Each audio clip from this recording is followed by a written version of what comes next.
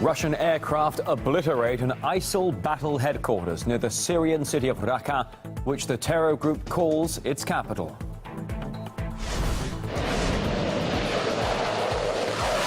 And we get exclusive behind-the-scenes access to a Russian base in Syria and take a close-up look at the planes bombing the terrorists.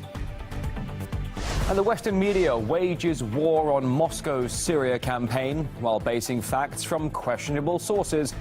RT investigates one human rights group run from a private UK home. And this week, New York hosted one of the great political spectacles, that of the UN General Assembly. We recap the gathering's most notable moments, including a rare tet-a-tete between the presidents of Russia and America.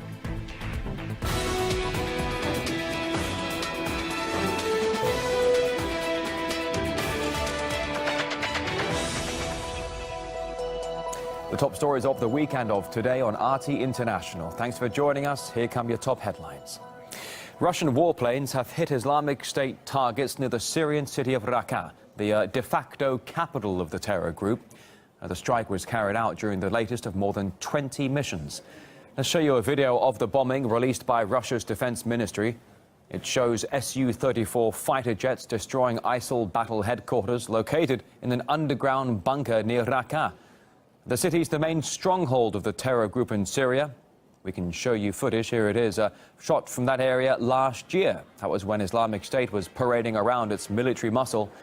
And RT's Murad Gazdiev has been taking a closer look now at the fighter jets at a Russian airbase in Syria. We're on the runway at the Latakia base, which hosts the Russian air group. We have two Su-25 fighter jets taking off now. Those were actually, as they're called, close air support aircraft, Su-25s. They've got a lot of firepower, they fly low, but they're vulnerable to man-pads, shoulder-launched anti-aircraft missiles. And Russia's inventory of planes here is actually very varied, and they're suited to different missions. You have the Su-25, for example. Then you have the Su-24. It flies high, it packs a lot of punch, and it's very, very fast. But then you've got the Su-34. That's the newest plane on this airfield. It's very new, packed with electronics. It flies high, and it's very, very precise. So everything for any mission.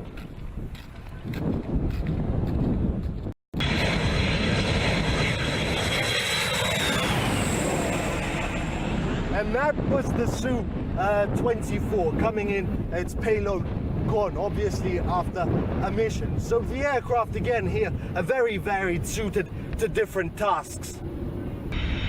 And here they come, two more. These are Su-30 jets.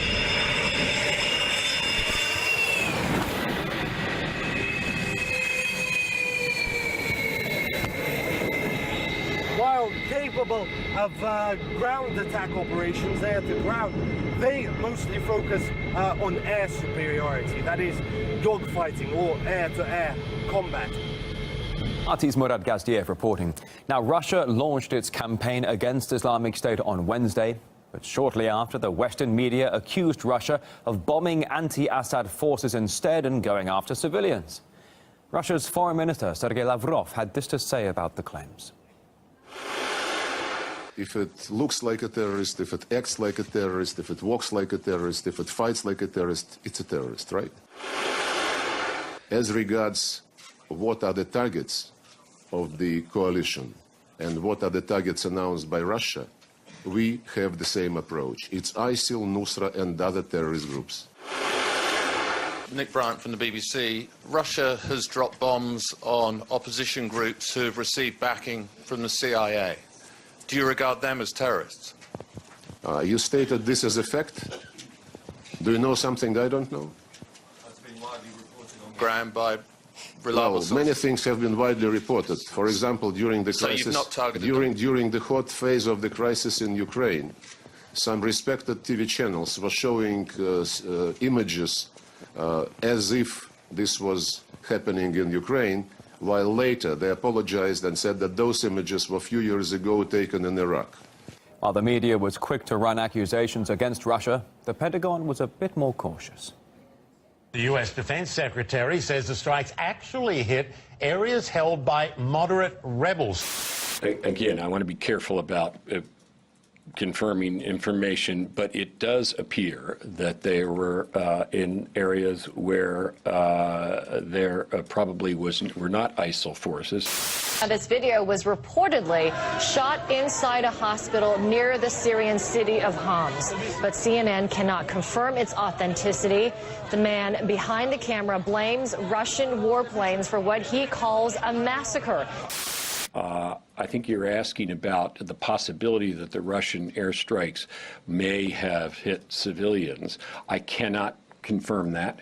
What I cannot believe is how venerated news organizations, how they are abnegating and completely turning their backs on their duty and not understanding that today you don't have to infiltrate media conglomerates like Operation Mockingbird we speak of here in this country.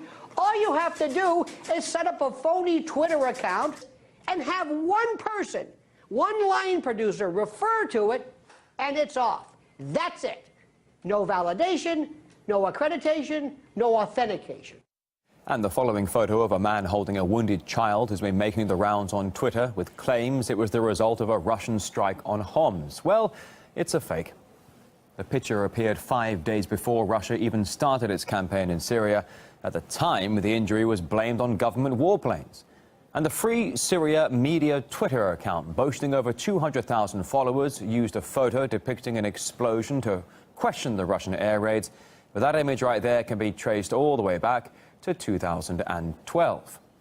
British and American media outlets have been reporting that a prominent rebel captain, the leader of Captain Iyad al-Dik, was killed on Wednesday during Russian airstrikes. He was a former regime officer who defected early in the uprising.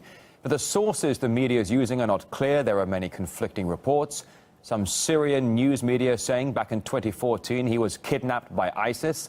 Another June source this year reported him among those who died as heroes. So where exactly does the international media get its facts from? The Syrian Observatory for Human Rights says that 30 people, including child soldiers, have been killed. One human rights group says Russian airstrikes killed 28 people, including women and children. Syrian Observatory for Human Rights said 36 people, nearly half of them children, were killed. Opposition activists say 36 civilians were killed. Mainstream media outlets seem to frequently rely on information from so-called human rights or opposition groups for facts about the death toll in Syria. As you've heard, one of them is the Syrian Observatory for Human Rights, founded in May 2006. It's run by one man, that of Rami Abdel Rahman. He's a Syrian immigrant to the UK and is based in his two-bedroom home in Coventry. So RT travelled there to find the headquarters of the Syrian Observatory for Human Rights to try and talk to him. I'm on a train to Coventry, England, to find Rami Abdel Rahman, a Syrian man who opened an obscure website called the Syrian Observatory for Human Rights, who follows developments in Syria and kind of makes up the news about deaths, bombings, and he really hates Assad. In a recent story in the Observatory for Human Rights in Syria, this obscure website decided that a Russian airplane killed 30 civilians in the city of Homs, Syria. No one knows which airplane it was. They pretend to have people on the ground and say they're an observatory, but they can't really observe anything. I'm looking for Rami Abdel Rahman. He's running a big operation in his house in Coventry. Everyone is quoting him, but no one pays him for any information. It's free. Don't know how he does it. Okay, thanks. I'll try there. If he shuts the door on my face, we just need to be able to see his face. Okay, sorry. Do you know the man who lives here? I'm afraid. Do you mind if I interview you on camera? I'm doing a film about this whole... There's a guy called Rami Abdel Rahman, and he has a website operated from this house. All right. Yeah. It's about Syria, and we're doing this film about it. I'd normally would, but I've got my daughter at the moment. This man I'm talking about, I can show you his picture. It's called Rami Abdel Rahman, and he's like the top news source for the Syrian civil war. Okay. He's quoted on Wikipedia, on BBC, Guardian, everywhere. Did you have any idea that Coventry is the place where such a man lives? No, not at all, no. Yeah.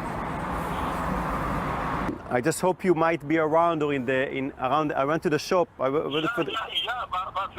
you see, if somebody he don't want to make interview, and I said, you know that, all the newspapers publish One second, you want to I said, they want to kill me. No, I thought you come to my home.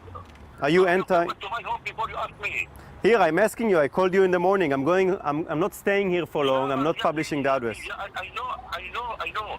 But I am not in my home, and only my daughter and my wife. How you can lock him and you make him staring? I apologize. I'm not going to bother them. So they're trying to kill you. Okay. Let me tell you one thing. I am in Kazakhstan. You know Kazakhstan where is it? Tell me your name and send me your details. I will publish. I will send it to police. And something after for public, I will get you. Sir, but you're a media organization. I respect your publication. I am not media organization. Okay, I left. Media organization. I didn't know that. Media organization. I work from my home and my private home. The only reason Mr. Rami Abdelrahman agreed to speak to me is because I stood outside his office/house. When you run a media organization, you should expect journalists to come and ask questions, especially if it's such a shady and unsourced media organization. I had a great time. And while reports on the death toll in Syria come from questionable sources, the spread of ISIL is undeniable. A year of US-led airstrikes have proven to be very little help in fighting Islamic State because during that time, the group has grown massively in size and influence, while ISIL-inspired attacks have been taking place around the world.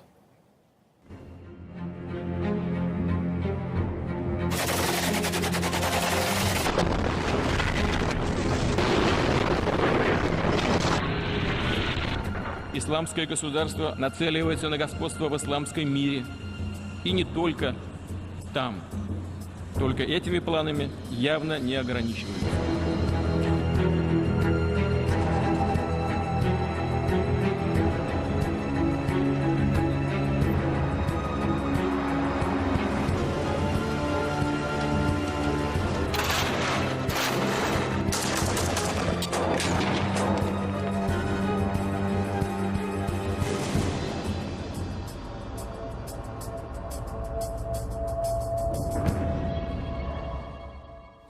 Simply bombing Syria won't help, and ISIL can only be defeated by united actions.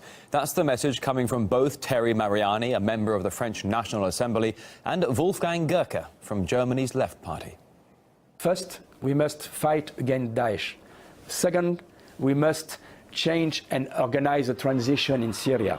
But to fight against Daesh, we must back with all the person, all the organization, all the state who can be present in this fight. That's why I think the Russian plan to first fight and make a great coalition against Daesh and after organize a transition in Syria is the best way.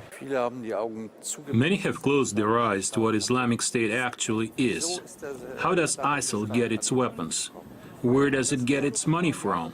How does it manage to attract so many volunteers from around the world? I would like to have an agreement with Russia that we need to act as a global community to make sure that no more recruits can go to Syria and join Islamic State. Arms supplies must not reach Syria and ISIL, and its money sources must be cut off. Still ahead for you here on RT International, a peek behind the curtains at the UN General Assembly, along with a summary of the most notable undertakings of one of the world's great political gatherings.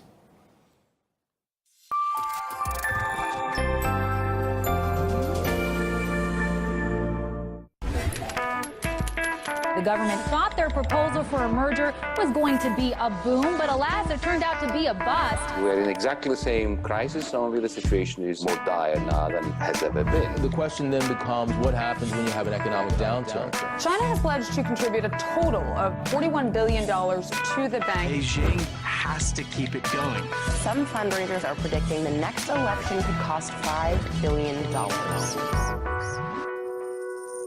I'm calling this cultural cleansing, and it did not start, unfortunately, just a couple of months ago. We have seen the signs of such a destruction even before. We have seen in Mali, the destruction of mausoleums, of burning of manuscripts in 2012 by extremists once again. So it did not start now. I think what we have seen now indeed is this systematic destruction. It is combined by industrial scale illicit archaeological sites, looting of archaeological sites and trafficking.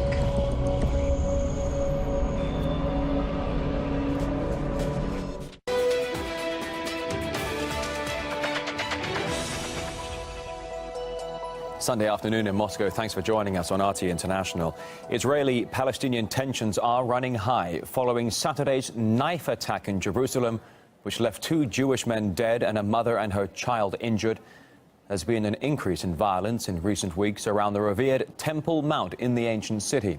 It is one of the most important religious sites in the old city of Jerusalem and considered to be the holiest site in Judaism. The Al-Aqsa Mosque is also located here, which is the 3rd holiest site in Islam. And Jerusalem's most recognizable landmark, the Dome of the Rock, is also located on Temple Mount. And the site holds significance for Jews, Christians and Muslims. Let's cross live now to RT's Paula Sleer to get the latest developments about the tensions in the holy city. Paula, good to see you. What's causing the spike in tensions? And do you think banning Palestinians from the Temple Mount will actually help matters? Well, the latest information is that at least a dozen Palestinians have been arrested in the early hours of this morning during a raid by the Israeli Defense Forces in Nablus, which is one of the largest cities in the Palestinian West Bank. Now, according to Palestinian sources, 18 people were wounded. 2 of them are in serious condition after soldiers used live fire. Now, the raid is part of a large-scale Israeli military crackdown that follows the killing of an Israeli couple in a suspected drive-by shooting near Nablus 3 days ago. The couple's 4 children were in the car with them. The Israeli Defense Forces has deployed 4 battalions across the West Bank as Israeli Prime Minister Benjamin Netanyahu vows to hunt down the attackers. On Saturday night, 2 Israelis were also stabbed and killed, and at least 2 others were injured by a Palestinian that was later shot dead by Israeli authorities. The perpetrator was a member of Islamic Jihad, and prior to the attack, he posted a message on his Facebook page saying that the 3rd Intifada, or the 3rd Palestinian uprising, had begun. And then again, early this morning, Sunday, a Jewish teenager was stabbed and was hospitalized. His attacker came from East Jerusalem and was killed at the scene. As you say, this exacerbates an already tense situation that has been fueled by clashes between Israeli police and Palestinians in the Al-Aqsa Mosque compound. Israeli police have banned Palestinians who do not live in Jerusalem's Old City from entering the Old City for the next 2 days. However, the violence that we're seeing at the moment is not at the levels of previous Palestinian uprisings or intifadas, although it is triggering concern of a wider escalation. The Israeli opposition leader has blamed the violence on the Israeli Prime Minister Netanyahu, saying that he is unable to provide security of Israeli citizens and security of Jerusalem. RT's Paula Sleer in Tel Aviv. Thank you. This week, the globe's attention was directed to New York, where more than 100 world leaders arrived for the annual gathering of the United Nations General Assembly.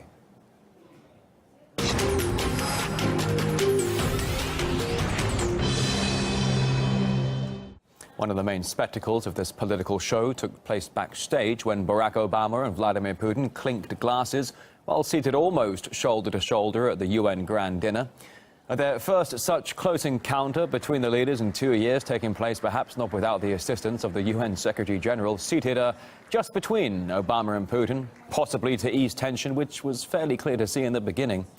It's fair to say there was a definite lack of eye contact between the leaders, only perhaps the odd glance, just like during a live broadcast of the D-Day celebrations in Normandy last year. I looked at you.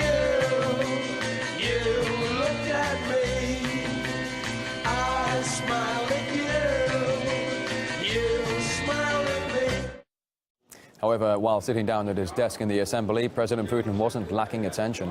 Some merely wanted to introduce themselves to the Russian delegation. Others were a little more daring, asking for a photo. But of course, the core action took place at the main stand in the assembly hall, with dozens of leaders taking the stage to give their assessment of the world's events. And President Obama was among the first speakers to take the stand. And while watched carefully by the rest of the world, he failed to get the full attention of his own delegation. The U.S. Secretary of State, John Kerry, a bit sleepy perhaps. Well, easily enough to understand. He's got a busy schedule, that man. Some others, though, in attendance are seemingly exhausted by it all as well. However, though, we were listening very closely to both Obama and then Putin speaking just a couple of hours later. We noted more than a few clashing statements coming from the two leaders. Even as we helped the Libyan people bring an end to the reign of a tyrant, our coalition could have and should have done more to fill a vacuum left behind. Instead of democracy and progress, violence, poverty, social catastrophe. Do you even realize what you've done? I believe that what is true for America is true for virtually all mature democracies. We're all different, and this should be respected. No one's obliged to conform to a single development model that's considered by somebody else as the only right one. Realism also requires a managed transition away from Assad and to a new leader.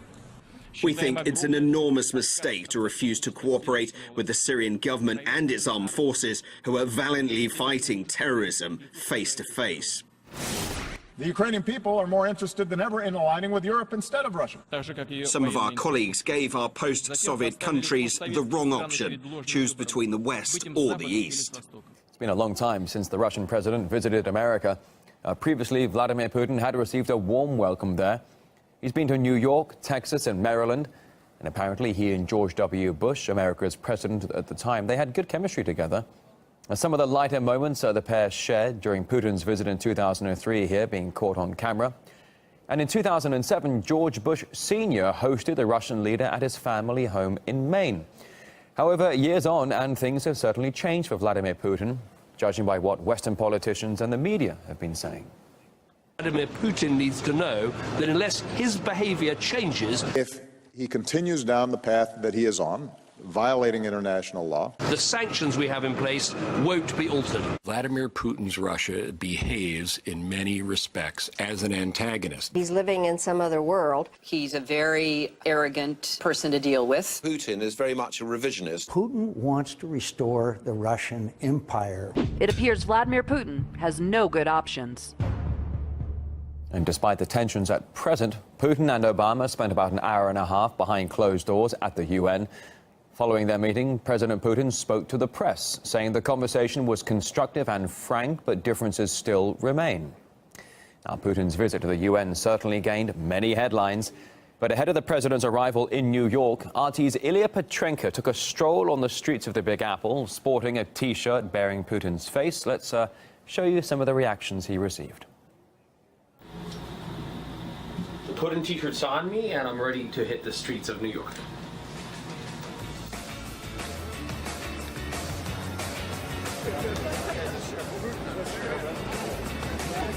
I like your shirt.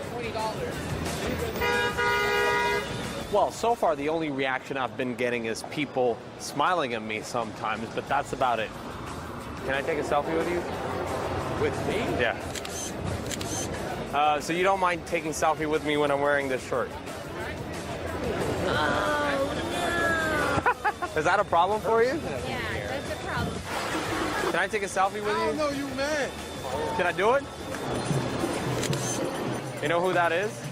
Never seen him. That's Putin. Never seen him before a day in my life. Really? Can I take a selfie with you? Thank you. So you don't mind me taking like a selfie with you when I'm wearing this T-shirt? Oh my God, Putin! I didn't even see it. Okay. It's like that T-shirt. I'm cool with it. Right at this moment, there's an anti-Putin protest happening in New York. So let's see what happens if I go there wearing that T-shirt. Слава Україні! Героям слава! Слава Україні! Героям слава! Если это протест против Путина, почему здесь поют украинский гимн? Я россиянин, но я поддерживаю Украину. Я поддерживаю Украину. Russia without Putin! I'm sorry. Excuse me. Sorry, I don't talk to RT. Russian propaganda out! Russian propaganda out! Murderers out! Am I a murderer? Murderers out!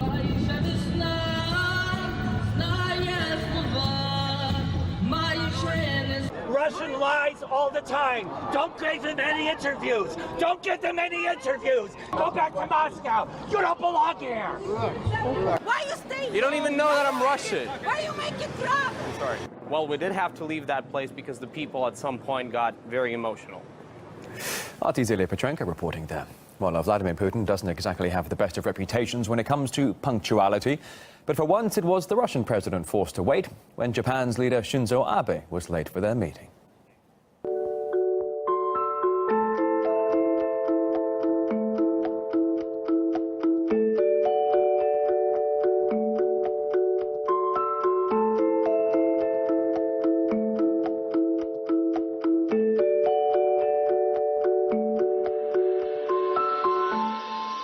You can get more highlights of the world leaders' biggest gathering and the key points of their speeches at the UN, as well as analysis on the event. It's all online right now. All right, still ahead here on RT International, big money and destroyed lives. We continue with our special report on the flip side of the prescription drugs industry. Thanks for watching.